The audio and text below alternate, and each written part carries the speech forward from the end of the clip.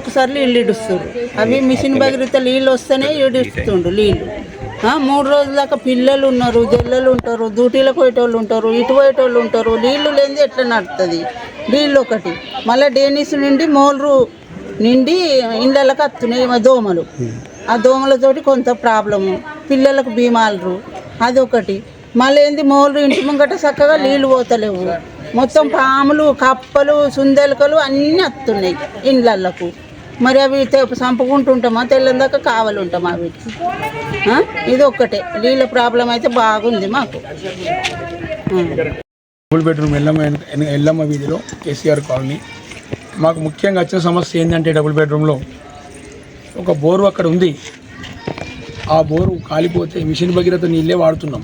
ఆ బోరు కాలిపోతే వారం రోజుల 2 వారాలకు వస్తుంది. అది మాకు ఇక్కడ నీళ్లు రావడం లేదు. దానికి ఒకటి ట్యాంక్ అటాచ్డ్ చేసిండు. అది విలేజ్లో పోవాలని సంపు నిండగానే ఒకరోజు అటు ఒకరోజు ఇటు. మాకు వచ్చిన ఒకటే రోజుల ఆ ఒక్కరోజు నీళ్ళ ఇంకొక బోరు రన్ ఉన్నది. ఈ బోర్లో సింగిల్ ఫేజ్ మోటార్ పెట్టిర్రు. అది ఒక బ్లాక్ కూడా నీళ్ళు సరిపోతలేవు. దీనిలో 3 ఫేజ్ మోటార్ పెట్టాలి.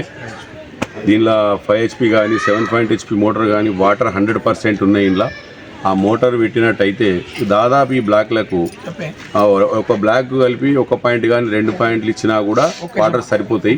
లేదంటే దీనికి అండర్ గ్రౌండ్ లైన్ ఏదైతే ఉందో దానికి కనెక్షన్ కొట్టినప్పుడు అయితే కూడా ఈ బోర్ ద్వారా ఈ బ్లాక్లకు సప్లై చేయగలుగుతాం. అదేవిధంగా ఈ మొత్తం ఏదైతే సెప్టిక్ ట్యాంక్కి సంబంధించినవి మొత్తం ఫుల్ అయిపోయి మొత్తం బయటకు స్మెల్ వస్తున్నాయి. అది దుర్మార్గమైన స్మెల్. దాని ద్వారా వీళ్ళకు డెంగీ కానీ ఇంకేమన్నా వేరే విష జ్వరాలు వచ్చి జ్వరాల బారిన పడి హాస్పిటల్ పాలే ప్రమాదం కనబడుతుంది. దీని మీద దయచేసి పెద్దలు కలెక్టర్ గారు కూడా దీని మీద దృష్టి సారించాలి.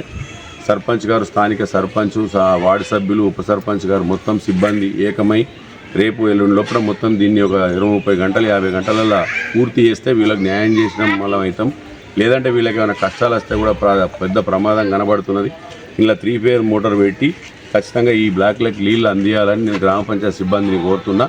లేని పక్షంలో నేనేమైనా నా పరంగా నేను సొంతంగా ఏమన్నా చేయగలుగుతా అని కాలనీ వాసులకు మాట ఇవ్వడం జరుగుతుంది.